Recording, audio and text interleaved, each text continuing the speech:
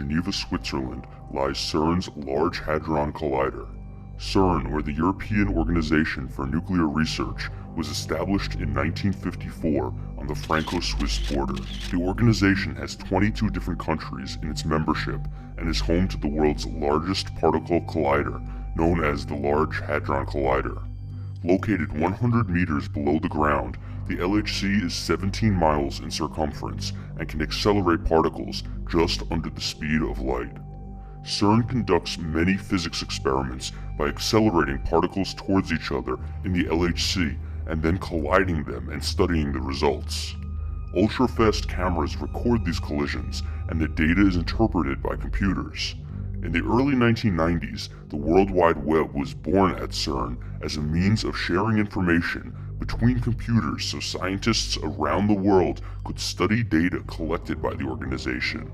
Now, the data collected by the LHC is compiled and sent to labs around the world through an infrastructure known as the LHC computing grid. In 2010, CERN accomplished smashing two particles together in the LHC, a task described as similar to firing two needles across the Atlantic and getting them to hit each other by the LHC's main engineer, Steve Myers. Physicists have been searching for the Higgs boson, an elementary particle and the only missing piece in the standard model of particle physics, for 40 years, until it was discovered by CERN in 2012 and then confirmed to be the so-called God particle in 2013. As a side note, the nickname God particle is misleading and derives from a book titled The God Particle: If the Universe is the Answer, What is the Question? The publishers refused to call it the goddamn particle, which the authors initially intended to exemplify how hard a particle it was to observe. In reality, the Higgs boson is a quantum excitation of the Higgs field, a field believed to exist everywhere in the universe, which gives particles mass through a process known as the Higgs effect. This is the transference of mass or energy to particles passing through the Higgs field via the Higgs boson, which contains the relative mass in the form of energy. As particles take on mass, they become heavier, slowing down and allowing attraction between particles to occur. Simply, the Higgs boson holds matter together and therefore also has the potential to tear matter apart.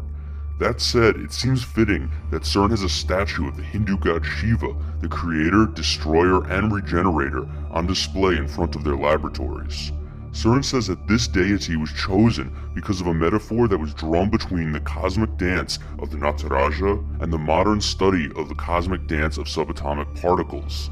In Hinduism, Shiva's dance has two forms. One is the Lasya form of dance, which is gentle and associated with creation, while the Tandaya is violent, dangerous, and associated with destruction. A plaque on the Shiva statue at CERN reads, "In our time, physicists have used the most advanced technology to portray the patterns of the cosmic dance." The metaphor of the cosmic dance thus unifies ancient mythology, religious art, and modern physics. However, there are many who fear that this statue is actually symbolic of CERN's intentions to rule this world like gods, controlling the dance of life from creation to destruction and through to regeneration. Many have speculated that CERN is the engine behind a satanic New World Order agenda. But could an institution as reputable as CERN be associated with such dark intentions? A strange video surfaced on the web showing what appears to be an occult human sacrifice in front of the statue of Shiva. In the video, we see robed figures walk into the light in front of the statue. They arrange themselves symmetrically. Then one of the figures is disrobed, leaving naked a woman who drops to her knees. One of the figures moves in front of the statue and produces a knife. The woman then proceeds to lie down as the rest of the figures kneel around her. The robed figure with the knife stands over her and appears to stab her.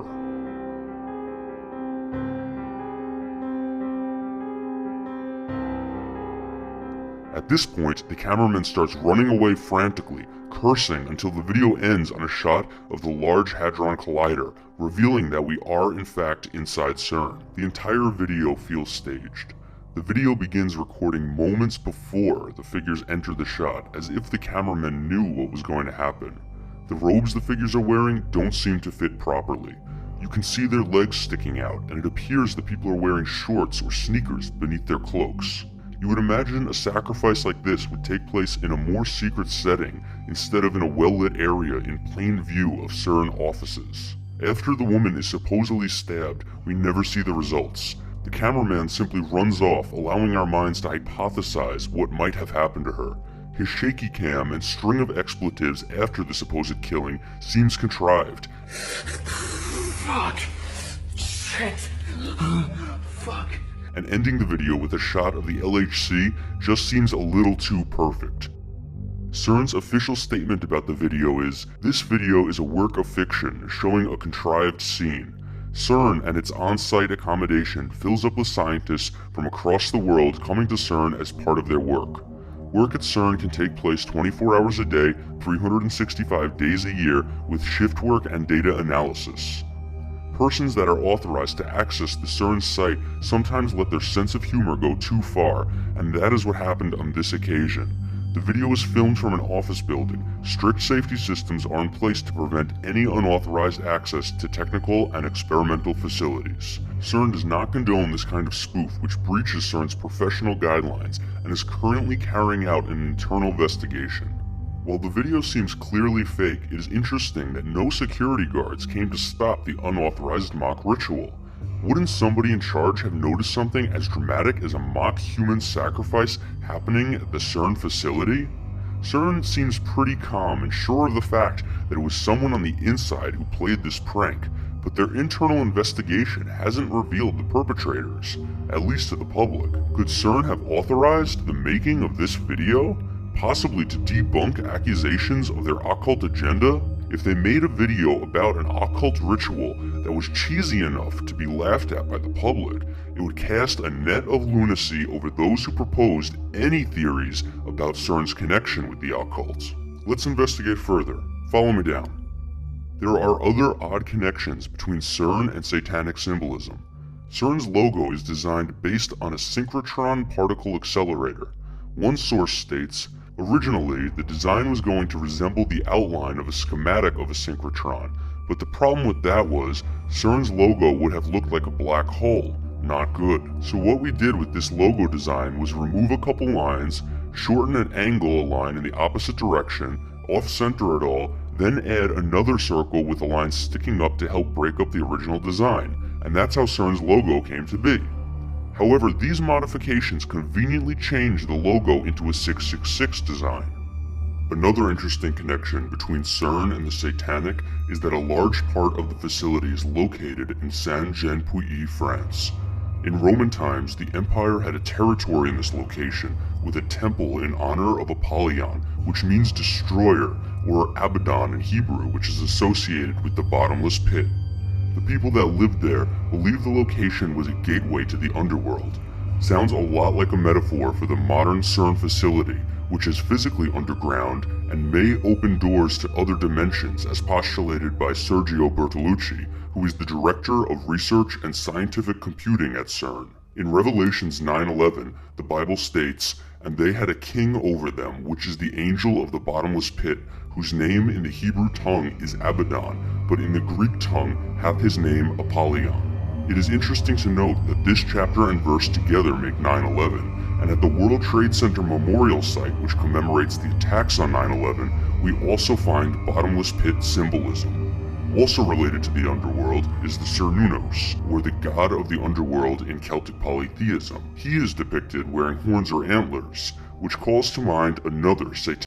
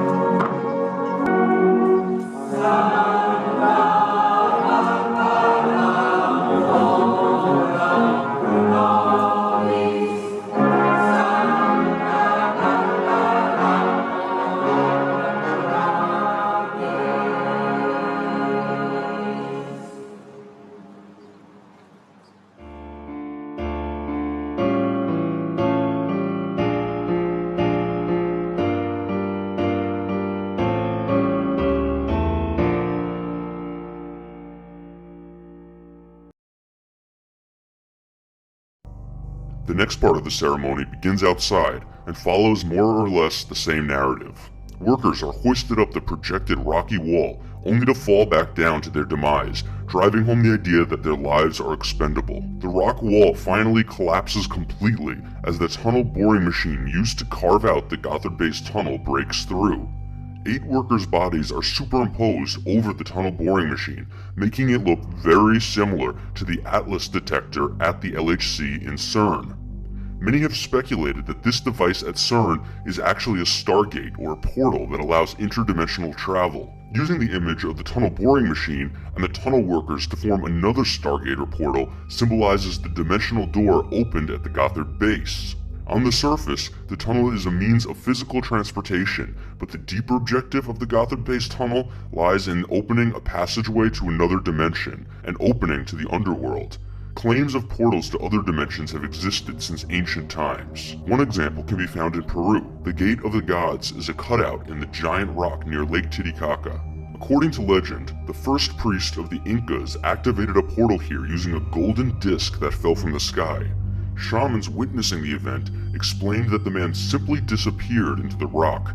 He was never seen again. A circular impression can be seen in the rock, and many believe this is where the golden disc was placed to activate the Stargate.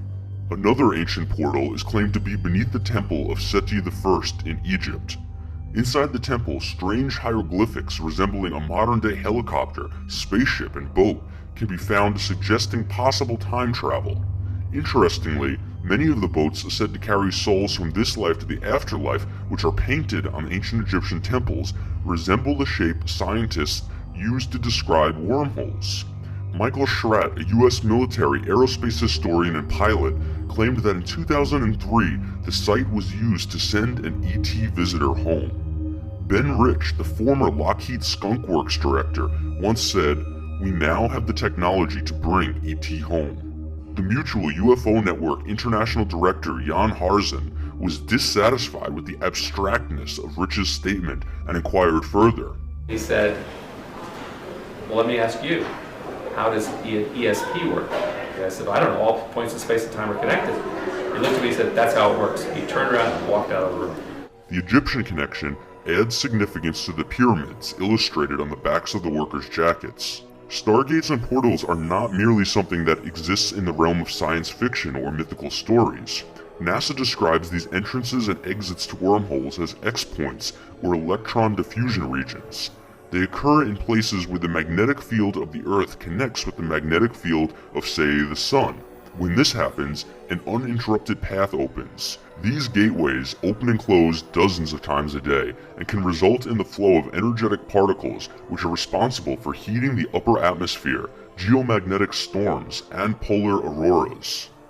When speaking of extra dimensions, CERN's own Sergio Bertolucci says, "Out of this door might come something, or we might send something through it."